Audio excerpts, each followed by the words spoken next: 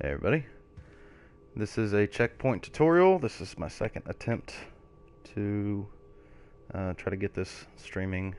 PlayStation, YouTube having some communication problems apparently. Anyways, this is for a linear map checkpoint system whereby you have to hit the checkpoints in succession. There's no other option. Say you have an objective. Once you hit that objective, you use your interactive or whatever. That's your checkpoint. The way it's set up here is I'm using an integer to increase the checkpoint number. So checkpoint 1 will be represented by the number 1. So if you were able to skip any of them, say you hit checkpoint 1, you skip 2 and hit checkpoint 3, if you die and respawn, you'll go to checkpoint 2. So that's a problem, especially because then you could activate whatever causes checkpoint 2 to activate, and then the next time you die, you would be at checkpoint 3. So that would be an issue with this particular setup, but that's easily fixed. Just gets a little bit clunkier, requires a little bit more object use in that situation. So this is for linear only, and here's a demonstration because I'm talking too much. We spawned right about here.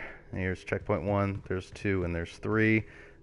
This is all representative. This would be whatever activator you want. This would be whatever is keeping you from going to the next checkpoint, whether it's a locked door or, whatever. And here's the thing to kill myself, which, by the way, I noticed this. It says don't panic, something about changing environments and lighting and stuff. If anybody knows what that's about, it seems like sort of an Easter egg of some sort. If anybody knows what that's about, do let me know. Alright, so anyways, here we are, 100 health. I'm going to go ahead and kill myself.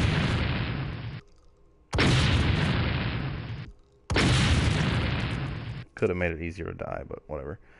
And here we spawn back where we did initially. 40 ammo, 100 health, nothing more. Let's go here and pick this up. And I'm going to fire 2 rounds.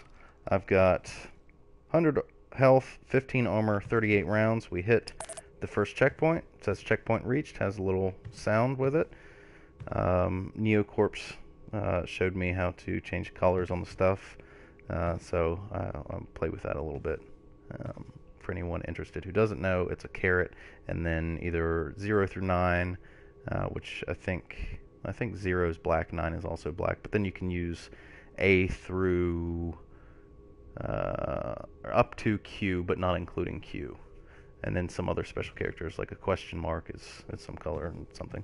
But anyways, there we're at checkpoint 1.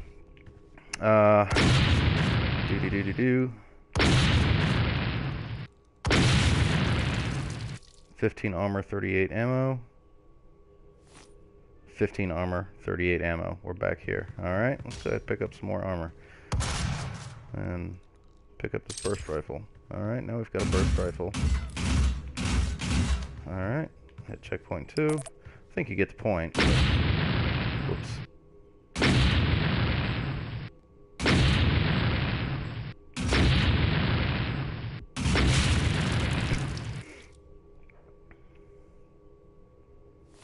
And there we go. We've got combat shotgun, burst rifle, ammo, everything, 30 armor, doody-doody-doo. And come here, swap that out for that.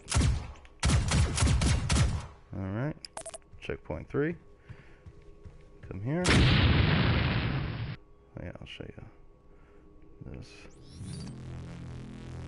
Some things may not look like you are used to. We also tweaked some of the lighting indices. Decks? I don't know. For some of the maps. Whatever.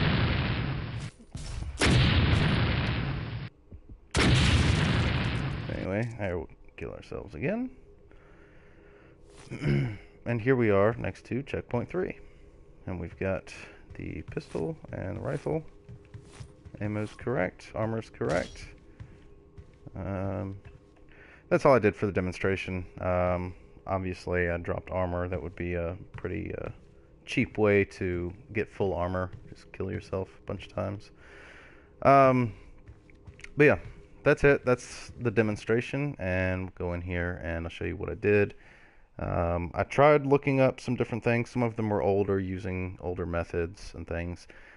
So I'm using newer methods, whatever's available as of today's date. Today is the 20th of April.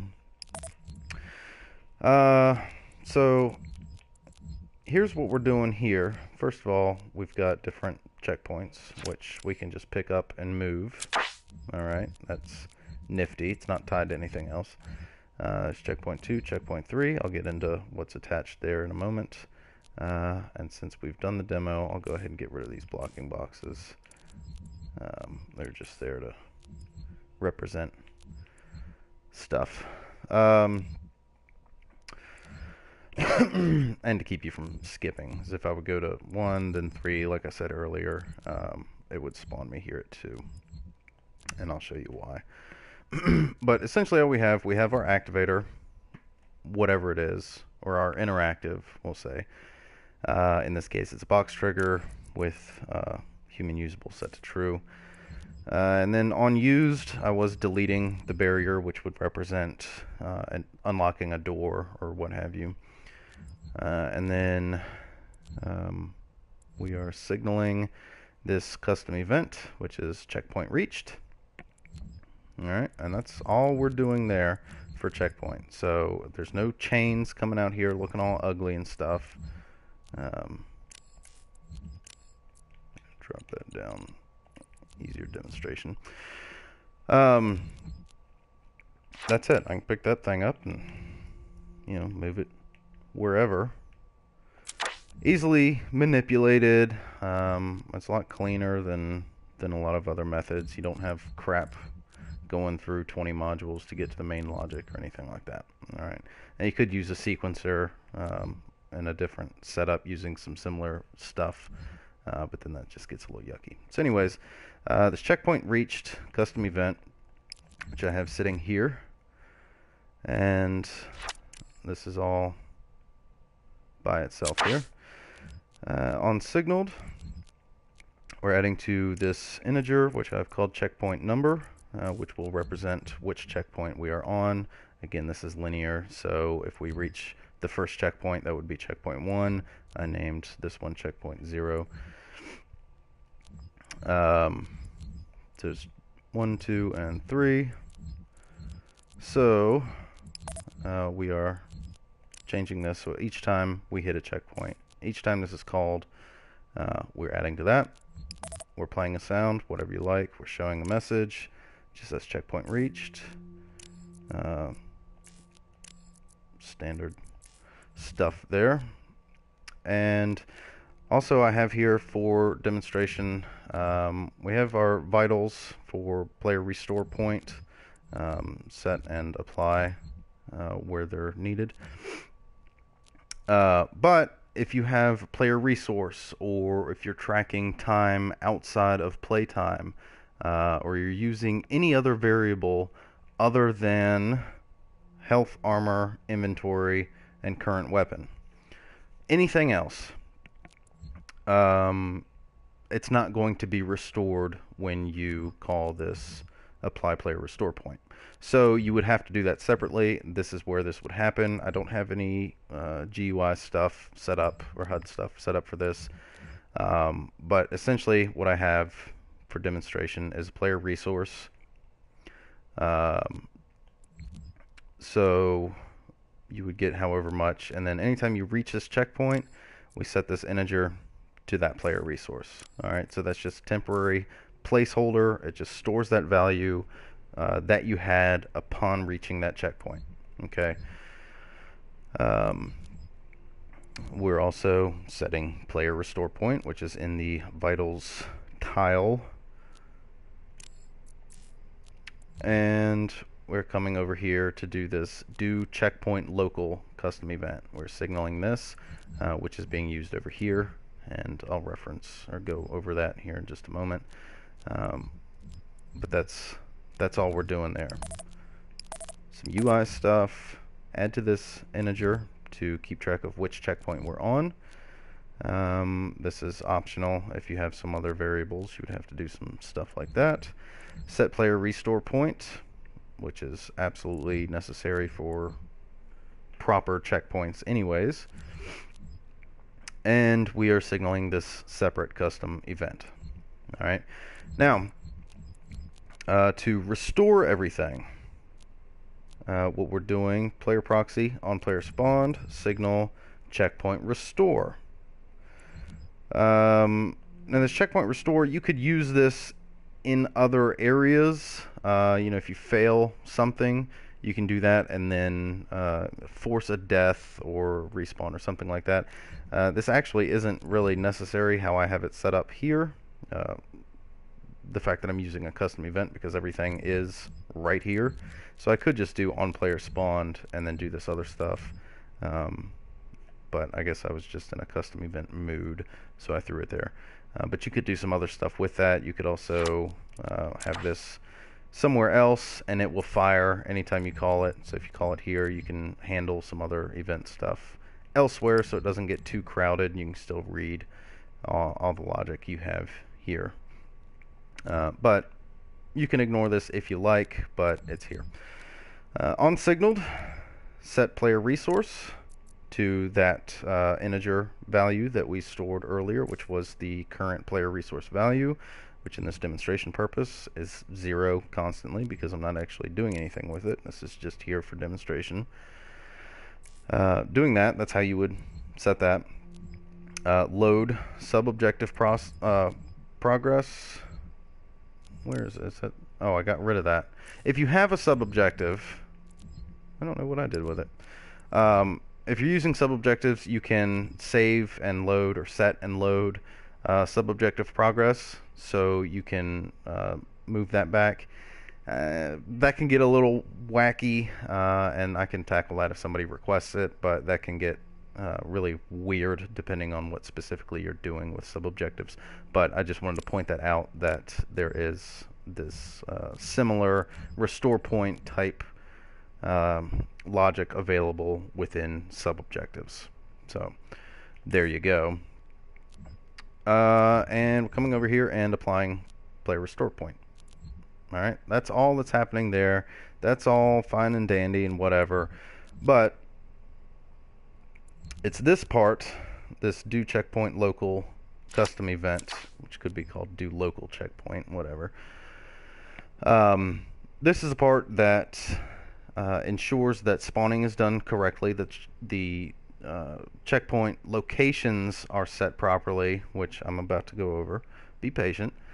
And this also keeps chains from having to be tied to this for every checkpoint. It's not the only way it can be done, but it is a mighty convenient way. So we'll go into this, do checkpoint local. Keep in mind this is a custom event. So here we have it, do checkpoint local. I'll explode this a little bit just to make it easier to read. It's not going to be super tidy, but here we go, just so you can take a look at what's going on. When this is signaled, let's do checkpoint local, which is done every time a checkpoint is reached. We are testing an integer compare, which the example that I was shown during a live stream used an integer compare. I don't know if I'm doing exactly what somebody else did here, so if I am, let me know, and credit will go where it's deserved, even though I haven't seen exactly how the other setups have been done. But anyways, testing this integer compare checkpoint number, which is that integer which gets added onto every time we hit a checkpoint, and testing it against 0.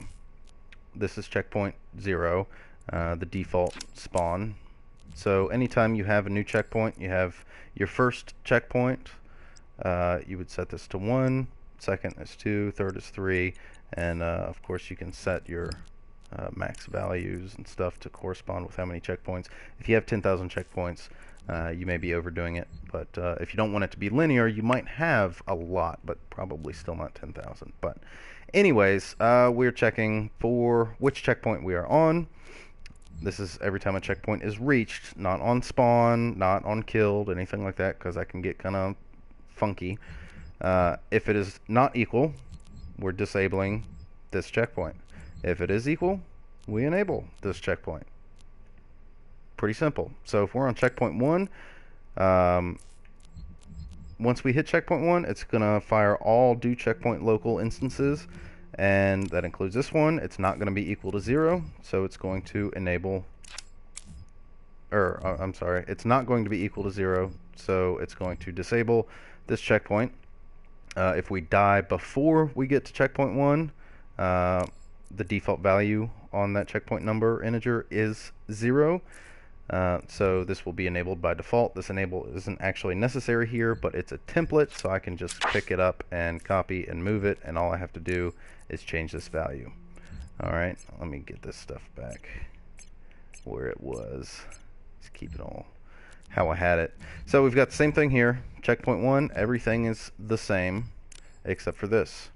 Change that to 1, and of course this default value is false, so we don't accidentally spawn here at some point in time. So what you would do, set up all this other stuff here, set up this, copy, or mass select, and then copy, throw it down here, change this, checkpoint 1, name it so you can be sure that this is checkpoint 1, and enable false. Alright, and there you've got a checkpoint that is not the default spawn. Copy, move it. It's already disabled on start, so we can change that to 2. Alright, copy, move it. Here's 3. Now all you gotta do is put these exactly where you want your checkpoints. I want this guy to spawn right here, rotated like that. There's checkpoint number 3. Right? So, that's it. I'll do one more demo, even though I don't really need to. It's a great place for people to just stop watching and leave. But, you know, like if you liked it, dislike if you didn't. Please use this if you'd like to. I'll get a little, some screen grab spots here if you want it. By the way, if you're interested, I'm using UI Sound 18 there. And this is everything I'm doing here. Again, you can ignore that in this case because this is the only reference to checkpoint restore. So I'll save. I don't know if I really changed anything. And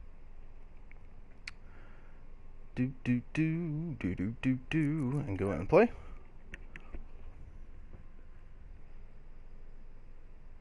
If you've got any suggestions, I've had some requests that are just either impossible, literally impossible, and some that are just it wouldn't make sense to do. It's not practical. Most requests I try to get done. So if you have anything, let me know, and I'll give it a shot. So.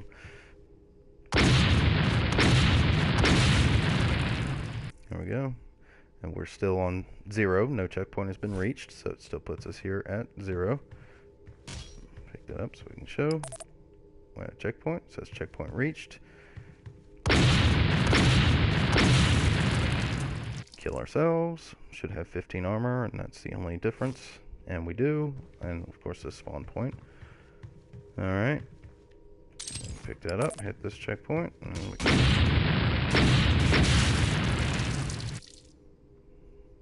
Alright, fancy schmancy. Here we are at checkpoint 2, and we've still got our burst rifle with full ammo. Go ahead, hit that, pick that up, fire 2 off, bing bong.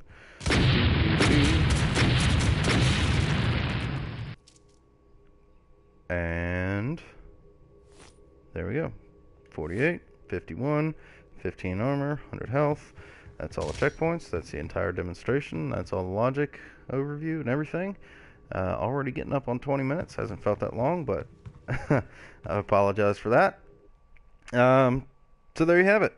And I really think that's it. So I'm going to end it here. Thanks for watching. I know I already said it, but like if you liked, dislike if you didn't, subscribe if you haven't already, send me requests, you know, some other stuff, whatever you want to do, and yep, thank you, bye bye.